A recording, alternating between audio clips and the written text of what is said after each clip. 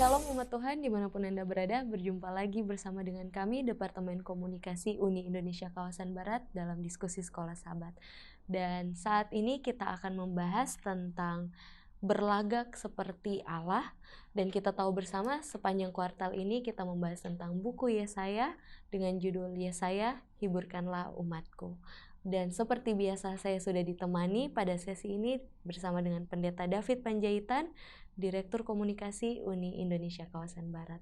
Shalom Pendeta. Shalom Bella dan pemirsa dimanapun Anda berada. Apa kabar Pendeta? Masih sehat. Puji Tuhan, tetap sehat Pendeta. Ya. Pendeta, Walaupun nggak pakai face shield sekarang, karena jarak kita sudah lebih jauh bandingkan iya yang betul. lalu. Sudah physical distancing yang sudah jauh. Baik Pendeta, berlagak seperti Allah. Di pelajaran ini kemarin kita sudah membahas tentang Yesus. Dan ternyata di sini ada yang berlagak seperti Allah. Ternyata ada juga Allah-Allah yang lain. Nah, Allah-Allah yang lain ini apa maksudnya Pendeta berlagak seperti Allah ini? Mungkin bisa didahulukan di Sahabat Petang. Ya, dari Sahabat Petang ini kan satu ilustrasi yang bagus ini, di mana seorang pendeta dia berkhotbah tentang kesombongan. Lalu di akhir khotbahnya itu atau setelah dia khotbah, datang salah satu anggota gerejanya mengakui kesalahannya. Dia katakan hampir 1 jam ya dia berada di depan cermin untuk berkaca mengagumi kecantikannya kan. Yeah. Lalu pendeta itu katakan itu adalah kesombongan. Jadi di pelajaran Sabat ke-6 ini Yesaya memberikan satu gambaran kepada orang-orang Yehuda, tentunya kepada kita juga, bahwa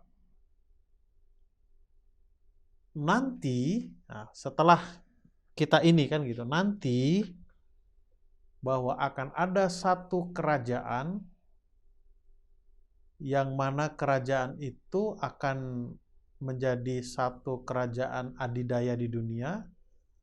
Dan kerajaan itu menganggap dirinya adalah Allah. Ya kita sama-sama tahu lah bahwa kerajaan itu adalah Babel. Walaupun di masa pemerintahan Ahaz, di masa pelayanan Yesaya, Babel itu adalah satu negara kecil yang tidak diperhitungkan. Bahkan dikatakan, kalau tidak salah sekolah sahabat kita katakan, bahwa Babel itu adalah bagian dari provinsi Asyur. Ya, Asyur. Itulah bagaimana Yesaya menggambarkan, mengamarkan, menggambarkan, mengingatkan Yehuda bahwa nanti akan ada satu kerajaan yang menganggap dirinya Allah, tadi saya katakan. Dan itu indikasi sebuah kesombongan, ya, sebuah kesombongan. Kenapa disebut Allah ya, berlagak seperti Allah? Dan saya selalu katakan ini antara Allah, Tuhan dan lain sebagainya, seperti pelajaran pelajaran pekan lalu atau 2 pekan lalu, bahwa nama-nama dewa-dewa itu mempunyai julukan-julukannya, sebutan-sebutan namanya. Jadi saya bukan katakan yang kita katakan ini dewa, tapi kepada satu oknum supranatural yang kita sembah itu disebut Allah, Tuhan, Jehovah, Yahweh dan lain sebagainya. Nah, kenapa Allah? Allah itu mengartikan bahwa dia adalah pencipta, bahwa dialah yang memulai segalanya, bahwa dialah yang memenuhi segala kebutuhan, bahwa dialah yang melindungi semua. Dan itulah yang terjadi terhadap Babel. Babel, Neo Babel ya. Bukan Babel zaman setelah air bah, bukan, tapi Neo Babel itu setelah atau satu kerajaan di mana mereka lah yang menangkap atau menghancurkan kerajaan di utara dan kerajaan di selatan. Jadi ini bukan Apakah ini Babel yang mereka mendirikan menara? menara? Beda. Beda. Maka saya tadi Babel yang ada di setelah air bah itu berbeda dengan Babel yang diceritakan di sini. Ini Neo Babel, ya Babel yang baru. Baik, Pendeta. Baik, kita akan mempelajari banyak sekali sejarah ya Pendeta di pekan ini, dan kita langsung masuk ke hari Minggu untuk judulnya hukuman terhadap bangsa-bangsa yang berfokus di Yesaya 13. Ya, tadi Bella singgung masalah Babel yang lama ya. Ya. Spiritnya itu tetap sama. Jadi kalau kita mengikuti sejarah daripada terbentuknya Babel waktu itu, kan setelah air bah. Setelah air bah, lalu mereka mendirikan satu menara yang tinggi, yang tujuannya adalah supaya mereka bisa naik ke atas kan, ke langit. Supaya mereka bisa selamat dari kalau ada air bah lagi yang akan datang. Dan itu menunjukkan satu kesombongan. Bahwa mereka tidak meyakini bahwa yang menyelamatkan Nuh itu adalah Allah. Dengan cara bagaimana Nuh diselamatkan oleh Allah, Allah memerintahkan Nuh untuk membangun bahtera kan. Iya. Lalu kalau kita lihat lebih jauh lagi, pada waktu sebelum hujan itu turun, Allah memerintahkan Nuh untuk masuk ke dalam bahtera dengan cara Allah menutup pintu dari luar. Bukan Nuh yang menutup pintu dari dalam. Itu mengartikan bahwa Allah lah yang menyelamatkan Nuh. Nah, lalu dibangunlah dengan berjalannya waktu ya. Jadi kan ini kan bukan waktu yang singkat, ini udah lama karena kan yang selamat kan hanya 8. Tapi akhirnya bumi ini juga jadi banyak juga penghuninya, artinya puluhan bahkan ratusan tahun berikutnya kan setelah peristiwa itu lalu dibangunlah menara Babel itu. Saya ingat yang pernah saya pelajari, nama menara itu adalah Etemenanki, Gate of God. Gate of God artinya pintu menuju menuju surga untuk menyembah Dewa Marduk. Dan seperti saya katakan tadi, itu menunjukkan kesombongan bahwa mereka tidak percaya akan kuasa Allah yang bisa menyelamatkan Nuh, juga yang bisa menyelamatkan mereka.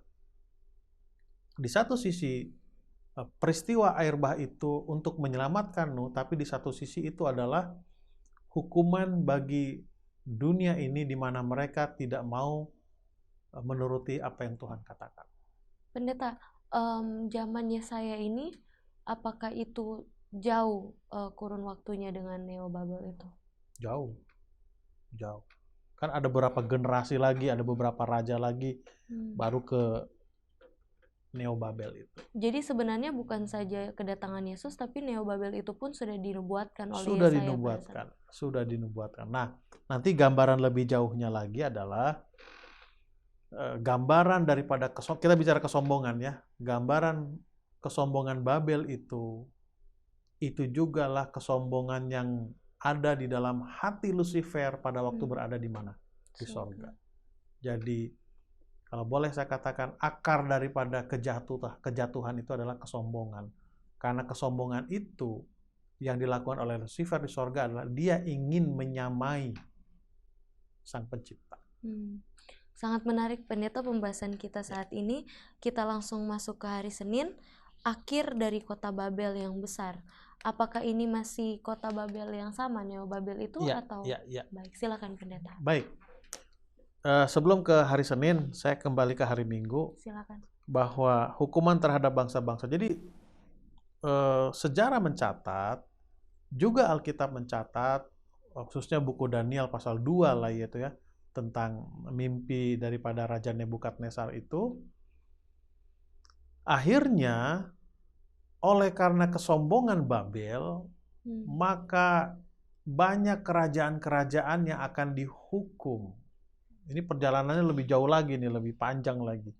Sampai datang satu kerajaan, yaitu kedatangan Yesus yang kedua kali. Semua kerajaan yang ada di bumi ini akan apa? Mendapatkan hukuman. Itulah akibat daripada kesombongan siapa? Kesombongan daripada Babel itu. Dan Babel di Yesaya pasal 14 itu, kesombongan Babel itu menggambarkan kesombongan Lucifer pada waktu dia berada di mana? Di surga, seperti yang saya sudah katakan tadi. Nah, kembali kepada apa? Hari Senin. Hari Senin. Di sana kan ada tahun-tahun tuh. Iya.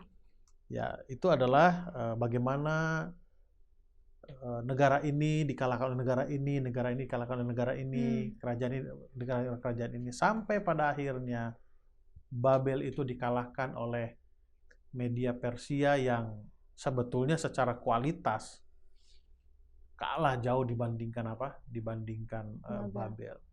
Dan kita juga sama-sama tahu bahwa sampai mereka dikalahkan oleh media Persia, mereka menganggap bahwa mereka adalah negara, satu kerajaan yang tidak bisa terkalahkan.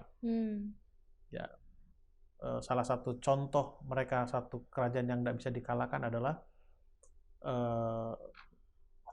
mereka punya sistem pertahanan di Babel itu.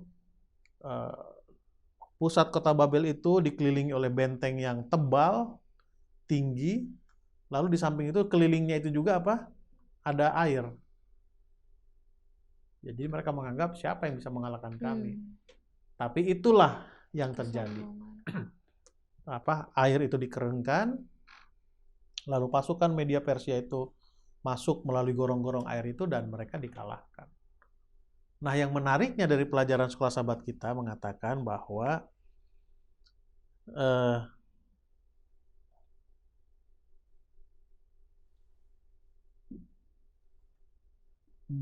yang mengalahkan Babel itu adalah agen-agen Allah sendiri sebetulnya. Walaupun sebetulnya mereka bukan umat pilihan siapa? Pilihan Allah. Oke. Mungkin saya bacakan saja ya, Bella ya. Iya, silakan. Saya langsung masuk kepada 1, 2, 3, 4. Alinea keempat yang bukan bold. Kehancuran Babel yang digambarkan dalam Yesaya 13 membebaskan keturunan Yakub yang telah ditindas oleh Babel. Peristiwa yang menggenapi nubuatan ini adalah penaklukan Babel oleh Kores pada tahun 539. Kan tadi sudah saya katakan itu. Meskipun dia tidak menghancurkan kota itu, inilah awal dari kehancuran Babel. Sejak itu Babel tidak pernah lagi menjadi satu ancaman bagi umat Allah. Karena sudah dikalahkan oleh raja tadi kan, Raja Kores. Yesaya 13 mendramatisasi kejatuhan Babel sebagai penghukuman ilahi. Para pejuang yang menaklukkan kota itu adalah agen Allah. Saya katakan tadi, padahal kan Kores ini kan bukan satu bangsa yang dipilih oleh Allah seperti orang-orang Israel, kan bukan. Tetapi pejuang-pejuang yang mengalahkan Babel itu dikatakan sebagai agen-agen apa? Agen Allah. Dari situ kita dapat satu pelajaran bahwa di luar sana itu juga banyak agen-agen Allah.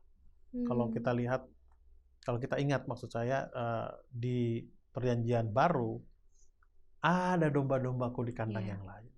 Tapi apa yang menentukan pendeta kalau itu pasti adalah agen Allah? Dari mana kita bisa tahu itu agen Allah? Baik.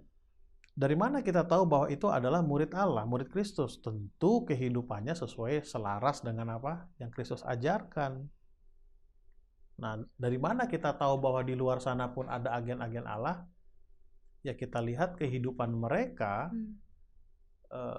menunjukkan bahwa kehidupannya selaras dengan apa yang Tuhan perintahkan. Sama seperti buku Roma kan. Ada saja orang-orang yang belum pernah mendengar tentang Kristus, tapi kehidupannya menunjukkan bahwa dia sudah mengenal siapa? Mengenal Kristus. Mungkin Bella bertanya, kok bisa begitu ya? Mungkin pemirsa, kok bisa begitu? Jadi ini kronologi singkat saja. Jadi pada waktu Allah menciptakan manusia, Adam dan Hawa, itu termasuk apa ya boleh saya katakan? Oke, saya berhenti dulu di situ, lalu saya keluar sedikit. Jadi 10 hukum itu adalah karakter Allah. Karakter Allah itu adalah kasih, kan begitu. Nah, hukum itu kalau dipres adalah kasih. Nah, Allah menciptakan Adam dan Hawa, manusia itu sama serupa seperti dia, kan itu dalam buku Kejadian 1 dan 2 katakan. Salah satu keserupaan itu adalah tabiatnya. Jadi dengan kata lain, manusia diciptakan oleh Allah built in lah istilahnya. Sudah built in itu ada 10 hukum dalam kehidupannya. Nah, pada waktu mereka tidak mendengarkan suara Allah, karakter Allah itu, 10 hukum itu tidak hilang, tapi hanya rusak. Nah, lalu, ya ini kronologi singkat saja ya, supaya lebih dapat ininya flow-nya. Lalu, perjalanan bangsa Israel, Allah ingin merubah hati mereka seperti hati yang baru, kan Allah memberikan hati yang baru kepada orang Israel. Artinya apa? Hati yang lama itu yang suka melawan itu dibuang, diganti dengan hati yang baru yang menurut, dengan kata lain karakter itu ingin kembali ditancapkan, dihisapkan ke dalam kehidupan siapa? Kehidupan manusia. Nah, jadi kembali menanggapi pertanyaan Bella, walaupun agak jauh dari pelajaran sahabat kita, banyak orang-orang di luar sana, di luar itu kita tidak tahu di mana itu, karakter mereka, kehidupan mereka memang menunjukkan bahwa mereka mempunyai hubungan baik dengan Sang Pencipta, yang mungkin mereka tidak tahu namanya, atau mereka tahu nama Sang Pencipta itu tidak sama seperti dengan apa yang kita tahu. Mungkin mereka punya sebutan yang lain, tapi bisa jadi oknum yang sama. Dengan tabiat yang mencerminkan tabiat Allah. Baik, Pendeta, kita pindah ke hari Selasa. Pendeta, ada tambahan untuk hari Senin? Saya pikir itu dulu untuk hari Senin. Kita pindah ke hari Selasa, kejatuhan Raja Gunung. Dalam Yesaya 14. Siapa raja ini maksudnya, Pendeta? Oke. Tadi saya sudah singgung sebetulnya bahwa kejatuhan Babel itu, kesombongan Babel itu menggambarkan bagaimana kesombongan Lucifer. Jadi raja itu kan penguasa. Gunung itu tempat, jadi zaman dulu nih ya, kota itu di atas gunung, lalu bukti orang itu menang menaklukkan gunung, lalu bukti orang itu bisa berkomunikasi dengan Allah yaitu di atas gunung. Artinya gunung itu satu tempat yang istimewa. Tidak sembarang orang bisa berada di puncak gunung, kan begitu, tidak sembarang orang. Nah, pelajaran Sekolah Sahabat kita katakan dan Alkitab katakan bahwa Lucifer waktu itu berada di Gunung Kerub. Ya, kita bisa bacalah di pelajaran Sekolah Sahabat ini. Nah, yang menjadi persoalan adalah dia ingin menyamai Sang Pencipta. Itulah kesombongan itu. Makanya saya katakan di pembicaraan kita awal, kesombongan Babel itu menggambarkan kesombongan siapa? Lucifer. Dan kesombongan itu adalah awal daripada kejatuhan Lucifer dan juga Babylon. Dan kesombongan itu juga yang membuat semua bangsa-bangsa yang ada di dunia ini akan mendapatkan hukuman. Itulah upah dosa adalah apa? Adalah maut itu. Baik, Pendeta. Kejatuhan Raja Gunung ya. Bagaimana di sini juga diambil dari Yeskiel ya, Pendeta, membahas sedikit tentang kejatuhan dari Lucifer itu sendiri. Tapi apa hubungannya, Pendeta, dengan kejatuhan Raja Gunung ini dengan pelajaran-pelajaran kita di pekan-pekan lalu? Kenapa ini dibahas? Oke. Kenapa Ahaz tidak mau mendengarkan amaran yang disampaikan oleh Yesaya? Ciri orang sombong adalah tidak mau menerima amaran. Lucifer di sorga, tulisan yang ditulis oleh seorang penulis terkenal, berulang kali dinasehati, berulang kali diamarkan oleh Yesus Kristus sendiri untuk tidak melaksanakan niatnya itu, tapi ditolak. Enggak. Bahkan kalau kita bicara secara nubuatan,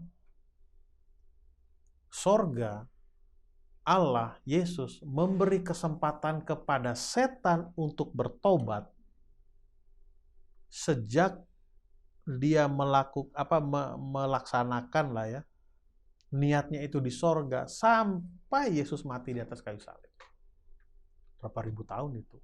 Setelah itu sudah tidak ada lagi kesempatan untuk dia untuk apa? Untuk bertobat. Kenapa? Pintu kasihan sudah tertutup buat dia. Secara pribadi ya, terhadap dia. Jadi tidak mungkin lagi dia untuk apa. Jadi kesombongan itulah yang menjadi persoalan inti utama. Tapi pendeta, berarti ini sangat penting sehingga dibahas mengangkat tentang Lucifer itu sendiri pun, karena memang ternyata apa yang terjadi kepada Raja Ahaz, begitu juga dengan Babel dan lain-lain yang dicontohkan di sekolah sahabat kita, ternyata itu sama dengan Lucifer. Kejatuhannya itu adalah kesombongan. Dan sekolah sahabat kita mengambil 1 pekan untuk membahas tentang ini, mengingatkan kembali kepada kita bahwa ternyata kesombongan itu kita harus benar-benar hilangkan dari diri kita. Kalau tidak ya akan terjadi seperti Lucifer, Raja Ahaz, dan contoh-contoh lainnya. Pendeta, ada yang mau ditambahkan? Oke, mungkin saya bacakan saja ya di sini keterangan-keterangannya. Saya langsung masuk ke Alena 1, 2, 3.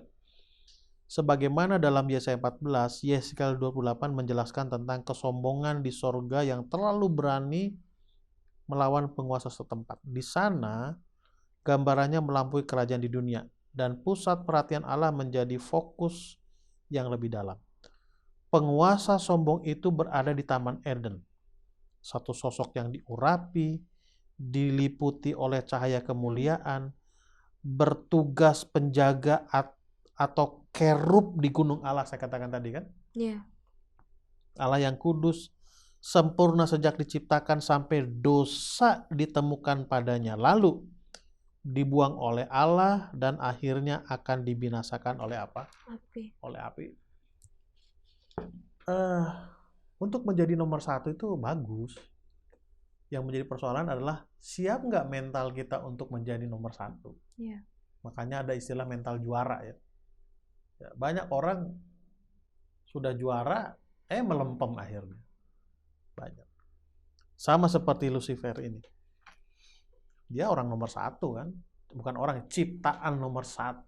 Pemimpin, biduan, choir, semua ada sama dia. Tapi itulah, nggak bisa dijawab sampai sekarang. Nanti kita akan tanya aja 1000 tahun kepada Yesus, kenapa Lucifer bisa mengalami hal seperti itu. Iya, betul. Baik pendeta, kita pindah ke hari Rabu. Ya. Gerbang surga, Yesaya 13 dan 14. Silakan pendeta. Oke. Pemirsa dan Bella, kalau ingat apa yang saya katakan tadi, bahwa Babel yang lama mendirikan satu menara, yang menara Babel kita sama-sama tahu, itu sangat tinggi sekali. Saya ingat pernah khotbahkan ini tahun 95 dulu Bella, waktu saya masih pendeta muda. Menara itu namanya Etemenanki Gate to Heaven atau Gate to God, saya lupa nama terjemahannya. Artinya satu usaha manusia untuk masuk surga.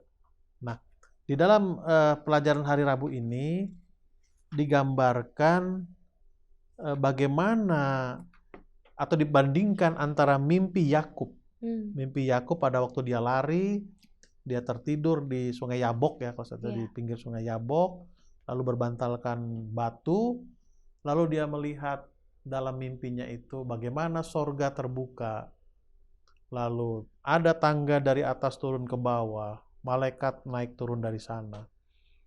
Lalu dibandingkan dengan menara yang ada di Babel lama itu, dari bawah ke atas, itu menggambarkan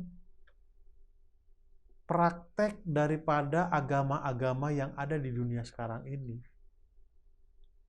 Yang satu menunjukkan bahwa keselamatan itu datang dari surga. Yakub tidur, pintu surga terbuka, dia diselamatkan. Di sisi yang lain, pengalaman Babel kuno, mereka berusaha untuk membangun menara dari bumi ini supaya bisa naik kemana? Ke surga. Naik ke surga. Walaupun akhirnya nggak bisa. Jadi banyak agama-agama sekarang yang mempraktekkan keyakinan mereka bahwa dengan usaha yang maksimal bisa membuat kita masuk surga. Jadi pendeta, ini juga ada pertanyaan di sekolah sahabat kita di hari Rabu. Mengapakah Babel kemudian merujuk kepada Roma? Maksudnya apa ini pendeta? Oke.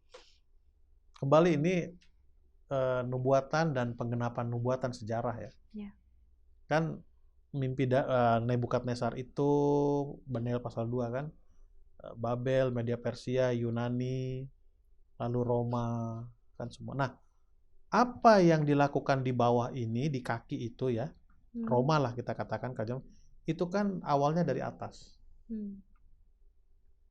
Babel, Media Persia, Yunani, Roma, terus 10 kerajaan Eropa. Nah, mulai dari atas, dari Babylon lah ya, Babel, ke atas lagi okultisme dan sebagainya itu, mereka meyakini dan mempraktekkan bahwa keselamatan itu oleh perbuatan. Keselamatan itu oleh perbuatan. Nah, kita boleh baca sejarah bahwa sejak pemerintahan kekaisaran Roma, kaisar yang ada di Roma sana, disitulah terjadi, ini sejarah ya, saya bicara sejarah, bukan mau menyalahkan, membenarkan dan sebagainya. Di sanalah terjadi persatuan dan penyatuan antara pemerintahan dengan agama. Di sanalah terjadi. Ya, bagaimana terjadinya ya kita tidak ada yang tahu. Sejarah mencatat seperti itu. Mau menjadi pemimpin negara perlu dukungan pemimpin agama, mau jadi pemimpin agama perlu dukungan pemimpin negara, dan seperti itulah ya, seperti itulah. Awalnya memang baik, tidak masalah. Tapi dengan berjalannya waktu, apa yang diyakini dari atas itu bahwa keselamatan oleh karena perbuatan itu tanpa sadar tertanam dalam religius yang tidak sesuai dengan apa yang diajarkan oleh Alkitab. Kita diselamatkan oleh karena kasih karunia saja, tidak ada yang lain. Baik, pendeta. Dan ini berhubungan dengan pertanyaan Bella yang awal mengenai pertanyaan ini. Ada lanjutannya dari pertanyaan itu. Dan sebuah kuasa jahat dalam buku Wahyu. Kenapa Babel ini merujuk kepada Roma dan kepada buku Wahyu? Ya, kalau kita bicara buku Wahyu, banyak di sana nubuatan-nubuatan apokaliptik, ya, nubuatan yang dibukakan.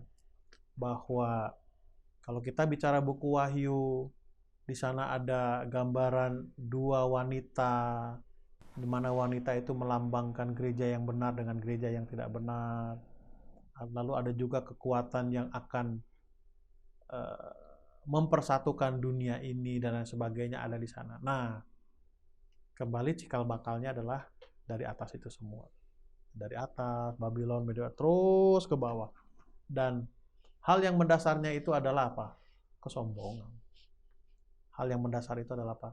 Kesombongan. Bukti orang sombong nggak mau ditolong. Itu bukti orang apa? Orang sombong. Aku bisa kok, aku bisa kok, aku bisa kok. Nah, bukti orang tidak sombong, dia perlu pertolongan. Kalau saya bicara dari sisi yang berbeda, orang yang bisa diselamatkan adalah orang yang bertobat. Orang bertobat itu bagaimana? Mengakui kesalahan. Ya kan? Mengakui kesalahan berarti mengakui kekurangan. Orang yang tidak mengakui kekurangan berarti mengakui perlu pertolongan. Betul, kan itu. Betul. Jadi kalimat saya tadi yang di awal, ciri orang sombong itu tidak perlu pertolongan. Karena merasa dirinya mampu, Bisa. tidak perlu pertolongan dari pihak lain untuk apa? Diri Paling tidak seperti itu gambarannya. Nanti dengan berjalannya waktu akan digenapi dengan sejarah dunia ini.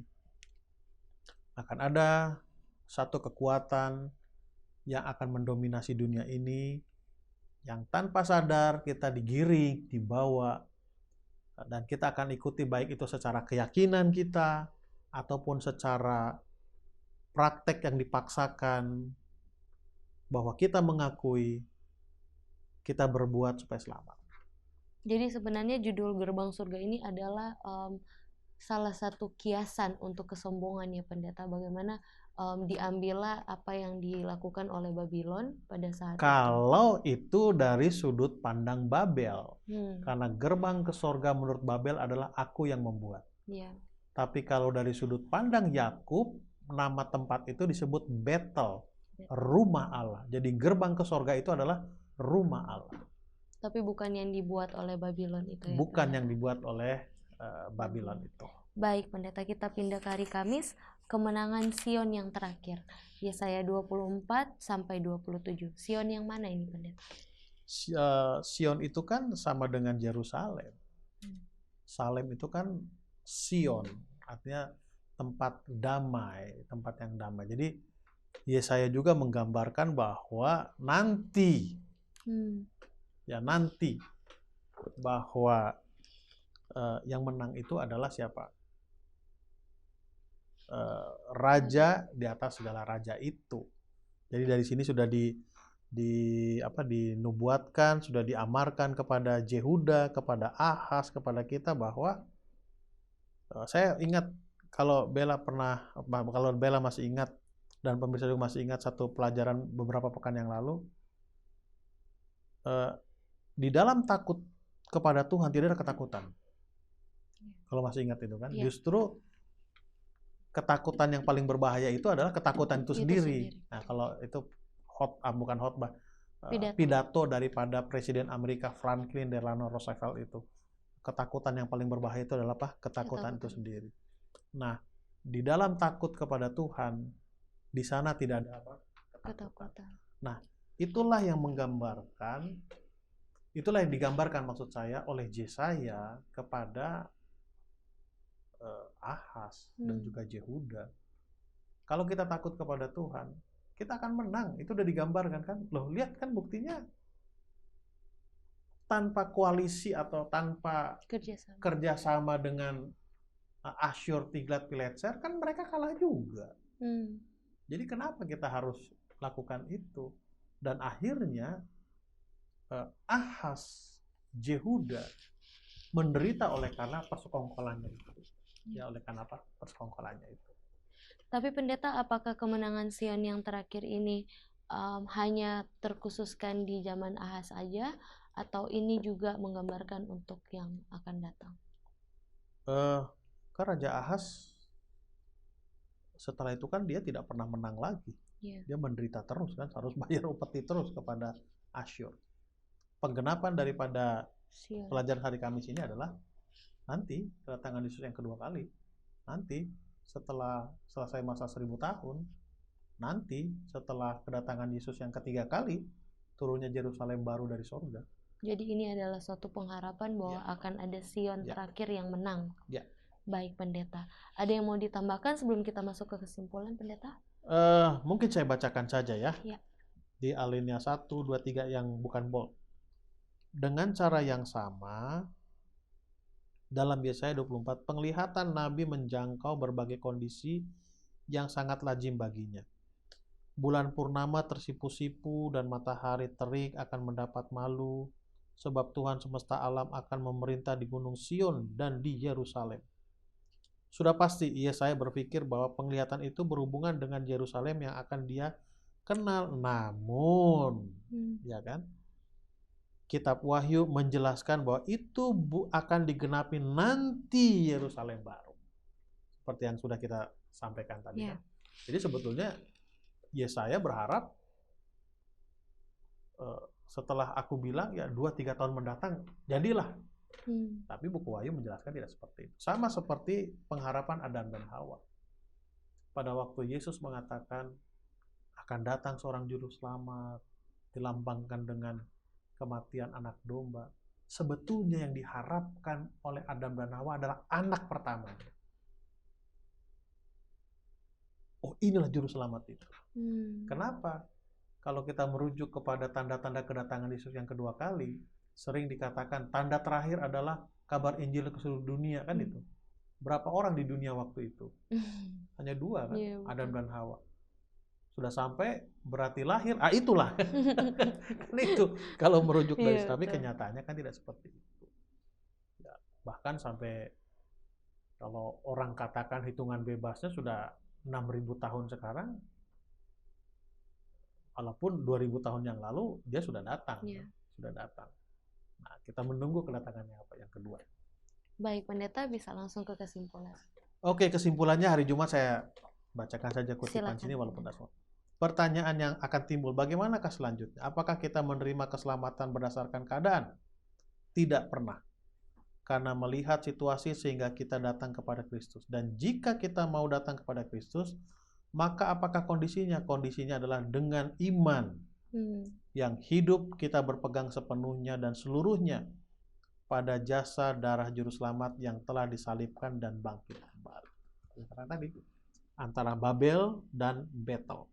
Babel itu adalah usaha kita untuk mendapatkan keselamatan, sementara Betel adalah iman kita, respon kita terhadap rencana keselamatan yang Tuhan telah siapkan dan Tuhan telah genapi. Baik, Pendeta. Terima kasih banyak, Pendeta. Pendeta bisa doakan pemirsa. Baik, kita berdoa. Kembali bersyukur padamu Tuhan, diingatkan kami kembali bahwa hanya oleh karena kasih karunia-Mu Tuhan kami bisa diselamatkan. Terima kasih atas pekabaran ini. Berdoa untuk pemirsa dimanapun mereka berada, kiranya Tuhan akan memberikan kebutuhan mereka dan memperhatikan segala keperluan mereka ya Tuhan. Dalam nama Tuhan Yesus kami berdoa dan mengucap syukur. Amin. Amin. Terima kasih Pendeta. Kita akan berjumpa lagi di diskusi selanjutnya. Tuhan Yesus memberkati.